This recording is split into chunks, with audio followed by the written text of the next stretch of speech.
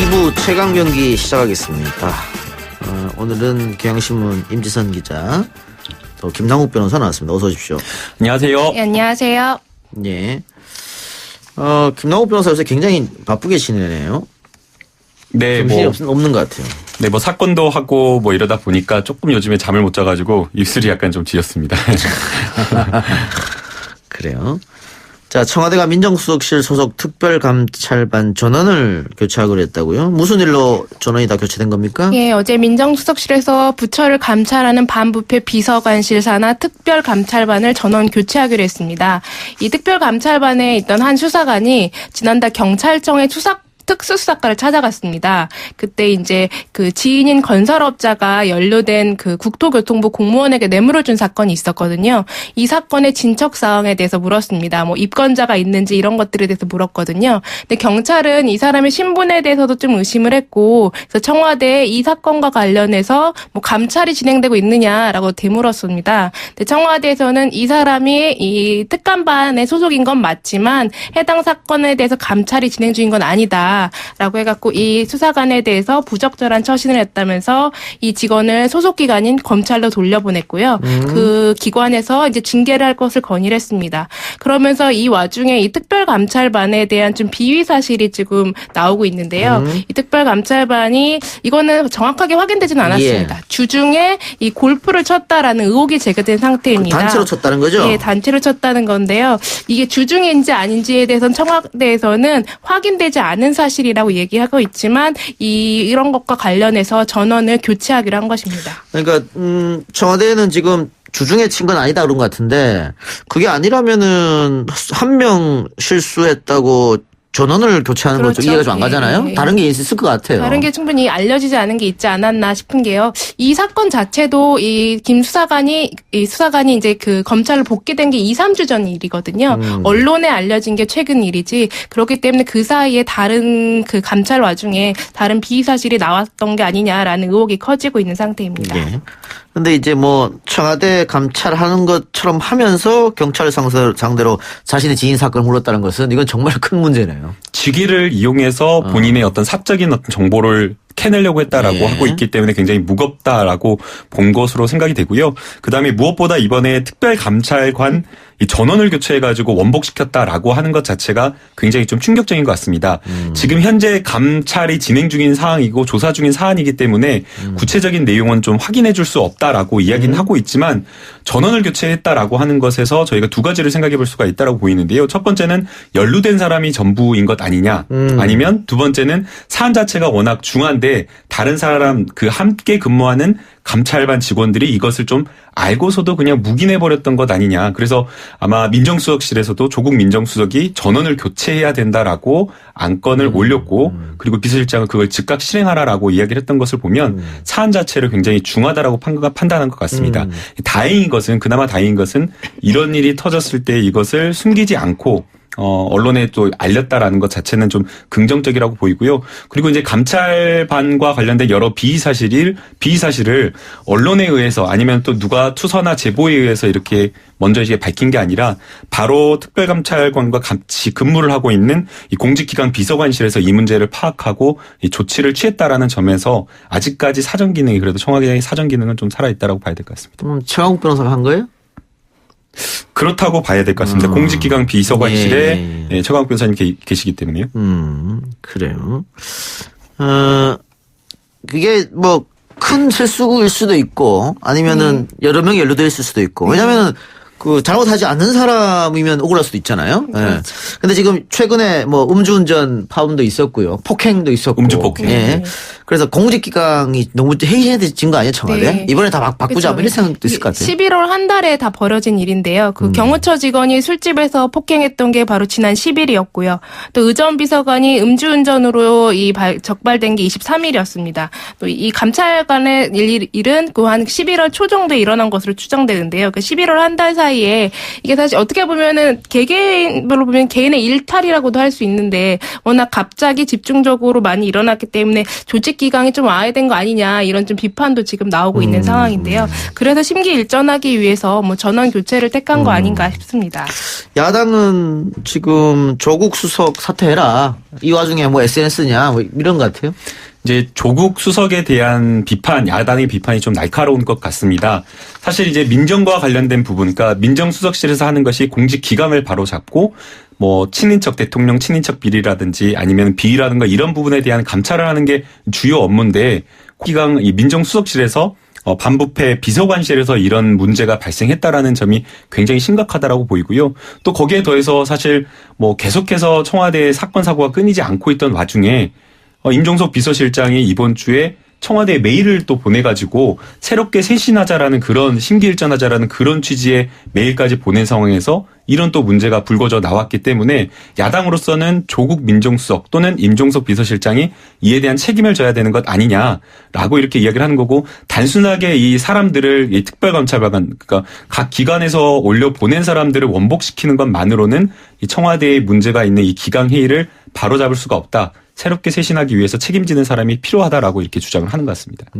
임종석 실장도 물러나라 그런 것 같죠? 그렇죠. 뭐 조국 수석부터 원대 복귀하라는 얘기가 바로 야당 이야기고요. 임종석 실장에 대한 경질론도 같이 얘기가 나오고 있는데요. 그러니까 지금 되돌아서 생각해 보면 임종석 실장이 청와대 직원들에게 보낸 게 이메일 보냈던 게 26일이거든요. 그때 내용이 지금 우리가 무엇보다도 경계해야 될 것이 뭐 익숙함과 두려움이다라는 건데요. 그런 것과 결별해야 된다고 얘기하는 것이 바로 이런 공직기강 해이 사태를 결국 염두에 둔 거 아닌가 싶습니다. 그리고 이게 또 다시 생각해보면 집권 2년차 징크스라는 것도 있잖아요. 뭐 지지율이 높은 정권이 이제 2년차 됐을 때 그 좀 교만하면서 나타내지는 행태가 아닌가라는 걸 지적들이 좀 야당에서도 많이 나오는데요. 그런 것들은 일부분 겸허하게 비판을 수용할 점도 있는 것 같습니다. 예, 공직기강 해지면 안 되겠죠. 예. 우리 제작진도 근무기강 해지면 안 되겠습니다. 이게 원고 순서 막 바꿔서 주고 지쟁자한테 이러면 안 돼요. 예, 다른 얘기 해봅시다. 한국은행이 1년 만에 기준금리 인상을 단행했습니다. 0.25% 올렸죠. 예견된 일이긴 합니다. 한쪽에서 너무 늦은 거 아니냐 뭐 이런 이야기도 있던데 금리 인상을 단행한 배경이 있을 것 같아요. 예, 금리 인상 올린 걸 가장 첫째는 이제 이주영 한은 총재도 직접 언급을 했는데요. 저금리로 인한 부동산 시장의 그 집값 급등이 사실 거의 직접적인 이유로 보여집니다. 이걸 이제 어려운 말로 표현하면 바로 금융의 불안정성이라는 얘기인데요. 그러니까 금리가 워낙 낮기 때문에 빚을 내서 집을 사기가 굉장히 쉽잖아요. 그렇기 때문에 부동산 값이 올라가고 돈이 시중에 많이 풀리다 보니까 다시 또 가계부채가 더 늘어나게 되는 이런 경제의 악순환을 막고자 해서 이번에 이제 금리를 더 올리는 걸 더 이상 늦출 수 없다며 오늘 금융통화위원회에서 결정을 했습니다. 근데 경제 상황이 지금 안 좋기 때문에 지금 금리를 올리면 안 된다. 그 올리라 할 때는 안 올리고 올리지 말할 때는 올리는 거 아니야 이런 얘기도 있어요. 네, 실제 11월 금융통화위원회가 기준금리 인상을 결정을 할 때에 동결을 주장한 사람들이 무려 2명이나 있었습니다. 그리고 이제 또 많은 이제 시민들이 경기가 지금 하방 국면에 있고 실제 체감하는 경기도 굉장히 좋지 않고 그런 상황에서 금리를 올리는 게 인상하는 게 맞느냐라는 그런 지금 비판을 많이 하고 있는데요. 그러나 이제 한은이 국감에서 앞서 이제 임지선 기자님이 이야기를 해주신 대로 부동산 이 폭등과 관련된 부분에 있어서 한은이 일정 부분 시중에 있는 유동성을 제때 회수하지 못했던 책임이 있다라고 하면서 강하게 좀 비판을 했었고요. 또 그다음에 이제 가장 또 심각하게 문제가 되는 게 부동산이 그냥 뭐 돈이 있어가지고 막 이렇게 하는 게 아니라 다 시중에서 돈을 빌려 사다 보니까 가계 부채가 굉장히 급등을 한 그런 상황입니다. 뭐 지난해까지만 하더라도 천조만 하더라도 위험 신호다 막 그런 이야기가 되게 많았었는데 지금 30일 3분기 말일 오늘 기준으로 1,514조가 가계 부채라고 이야기를 하고 있고요. 2분기보다 22조나 증가했기 때문에 한은으로서는 이러한 가계 부채와 이 부동산 급등에 대한 이런 부분을 좀 미리 관리할 필요가 있다라고 평가를 한 것 같습니다. 그러니까 가계 부채가 좀 문제가 있는데 금리를 올리게 되면 빚내서 집 샀던 분들한테는 상당히 부담으로 작용하는 거 아닙니까? 예, 그렇습니다. 한국은행이 분석한 바로는 금리가 0.25%포인트 올릴 때 그러니까 우리나라 가계가 전체 부담하는 이자가 2조 5천억 원 가량이라고 합니다. 이게 뭐 개개인으로 분석하면 워낙 다 다르겠지만 실제로 이 대출 이자 이자도 이제 덩달아서 많이 더 올라갈 텐데요. 이 부분에 대해서는 특히 그 취약차주라고 말하는 그 소득도 낮고 신용도도 낮은 그런 분들이 그 채무 부담이 굉장히 더 가중될 것으로 보입니다. 예. 근데 미국이 계속해서 올렸기 때문에 그렇죠. 또 투자한 돈이 빠져나갈 수 있으니까 우리 예. 올릴 수밖에 없다 이런 것도 있고 좀 복잡한 것 같습니다. 네. 그래서 이제 오늘 이제 0.25% 금리를 올렸는데 다행인 것은 시장의 충격은 좀 크지는 않았던 것 같습니다. 이미 예견된 뭐 금리 인상이다라는 그런 이야기가 많았기 때문에 오늘 주식 시장도 뭐 한 19포인트는 빠지긴 했지만 그렇게 충격이 크지 않다라고 보고 있고요. 또 무엇보다 중요한 게 이게 베이비 스텝이냐 그러니까 0.25씩에서 단계적으로 계속 올라가는 그 수순이냐라고 걱정하는 그런 분들도 있는데 이번에 이제 하는 총리가 금리 인상을 하면서 그것은 아니다. 내년도의 물가나 이런 부분도 충분히 고려되고 하방 안정 이런 것들이 다 있기 때문에 베이비 스텝 그러니까 단계적 인상은 금리 인상은 아니다라고 이야기를 했기 때문에 아마도 시장의 충격이 조금 덜했던 것으로 보입니다. 자 그러면 뭐 임지선 기자 경제부 기자죠. 네, 그렇죠. 김남국 변호사도 이 경제 문제 상당히 관심이 있잖아요. 네, 맞습니다. 네. 또 한 번 올려야 된다. 이런 지적이 있고 올리면 안 된다. 지적이 있어요. 어떻게 될 것 같아요? 저는 올리기는 쉽지 않을 것 같아요. 일단은 미국이 지금 바로 이 최근에 어제 오늘 나온 뉴스에서 미국도 내년에 올리는 것을 좀 신중하게 고려하고 있다라고 얘기하고 있거든요. 그러니까 우리는 미국 상황을 좀 생각하지 않을 수가 없는 게 그렇기 때문에 미국이 좀 신중하게 가면 우리도 더 올리기에는 좀 부담스러운 측면이 있는 거죠. 오히려 사실 오늘 이 금리를 올렸다는 그 자체에 대해서는 뭐 비판할 건 없는 것 같은데요. 오히려 시점에 대해서 상반기에 우리나라 경제가 좀 좋았을 때 그때 올렸으면 좀 더 좋지 않았을까라는 그런 좀 하는 내부에서는 그래서 운이 나빴다라는 이야기들도 하시는 분들이 있던데요. 그런 좀 실기했다는 비판은 또 받아들일 만한 것 같습니다. 김 변호사. 네, 이제 물가와 굉장히 금리 인상과는 좀 밀접하게 관계가 있다라고 보이는데요. 지난 이제 9월과 10월 물가 상승률을 보면 각각 1.9%, 2.0%입니다.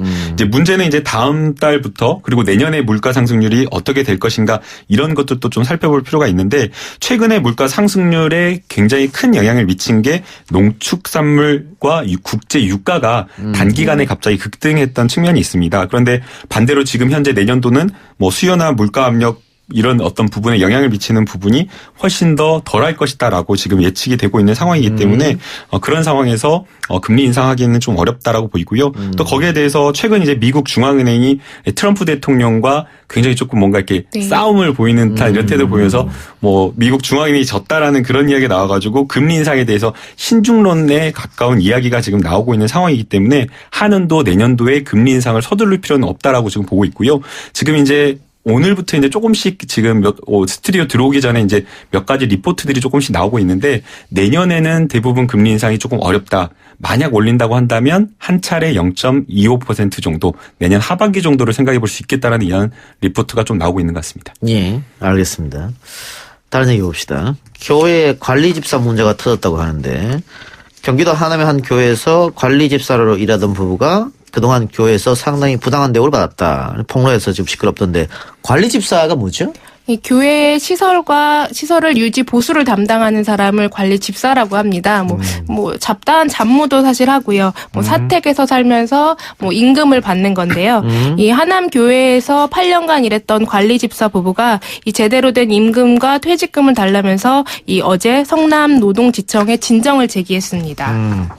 폭로 내용은 어떤 겁니까? 예, 이분들은 그 2010년 3월부터 올해 9월까지 관리 집사로 일을 했습니다. 이 8평 되는 사택에서 살았는데요. 한 달 임금이 그러니까 둘이 합쳐서 월 70만 원, 뭐 많아도 150만 원 이상이 되진 않았답니다. 그러면서 하는 일은 거의 노예 수준에 가까웠다고 이야기를 하고 있습니다. 뭐 교회의 기본적인 시설뿐만 아니라 이 수양원에 있는 농장 관리도 하고 또 교회가 소유하고 있는 빌라의 이 세입자들을 관리할 때 그 세입자들이 뭐 장판을 갈아달라, 뭘 보수해달라 이런 것까지 다 직접 했다고 합니다. 또 교회가 소유하고 있는 어린이집 차량 운행도 맡았다고 합니다. 뭐 염전 노예, 뭐 농장 노예 이런 거 많았잖아요. 이건 뭐 어떻게 교회 노예 이렇게 볼 수 있나요? 네, 참 그렇게 말하기 어려운 부분이 있는데 예. 이 부분에 대해서 문제가 없이 그냥 봉사로 이분들이 받아들였으면 상관이 없는데 이 부분에 대해서 열악한 처우나 급여에 대해서 이야기를 했었다고 합니다. 그런데 이 목사들은 그 부부들의 이야기를 듣고 처우를 개선해 주는 것이 아니라 하나님이 기름 부은 종에게 목사에게 따지는 것은 하나님께 따는 것과 같다. 마찬가지다. 피를 흘리며 십자가 희생하신 예수님을 생각하면 우리가 하는 일은 아무것도 아니다. 이 수고를 계속해야 된다라고 했다라고 하고 있고요. 100만 원 정도의 그 관리 집사 월급을 받았다라고 했는데 이게 또 고스란히 교회에 또 다 들어갔다라고 합니다. 100만 원을 받아서 11조를 내게 했다라고 해서 11조를 냈다라고 하고요. 또 매주에 한 사람씩 10,000원씩 또 헌금을 냈고 또 선교회장을 맡아가지고 이 부부가 간식비나 이런 것들 뭐 5, 6만 원씩 부담을 했다라고 하고 있고요. 또 지난해 11월에는 김 씨와 서 씨가 안수 집사하고 권사로 직위가 올랐는데 왜 이런 것들이 있는지는 이해가 정말 안 되는데 권사가 된다라고 하면 교회에서 헌금을 목돈으로 뭐 몇백만 원씩 내는데 이들 부부에게도 헌금 500만 원을 요구했다라고 해가지고 부부가 카드 대출을 받아가지고 500만 원을 냈다라고 하니까 100만 원 주고서 더 많은 것들을 교회에 헌납하게 한 것입니다. 월급 100만 원도 두 사람한테 준 거잖아요, 같이. 네. 그러면은 저 터무니없는 금액을 받고 일했던 건데 밀린 급여 퇴직금 받을 수 있습니까? 8년간 일했는데 어떻게 돼요? 지금 교회에서는 대한예수교 장로회 총회 헌법에서 교회의 유급 종사자를 근로자가 아니다라고 이렇게 이야기하고 있는데 근로자성을 인정받아서 퇴직금을 지급해야 될 것 같습니다. 아, 그래요? 알겠습니다. 잘 해결되길 바라고요. 오늘 두 분 말씀 여기까지만 듣겠습니다. 고맙습니다. 감사합니다. 감사합니다.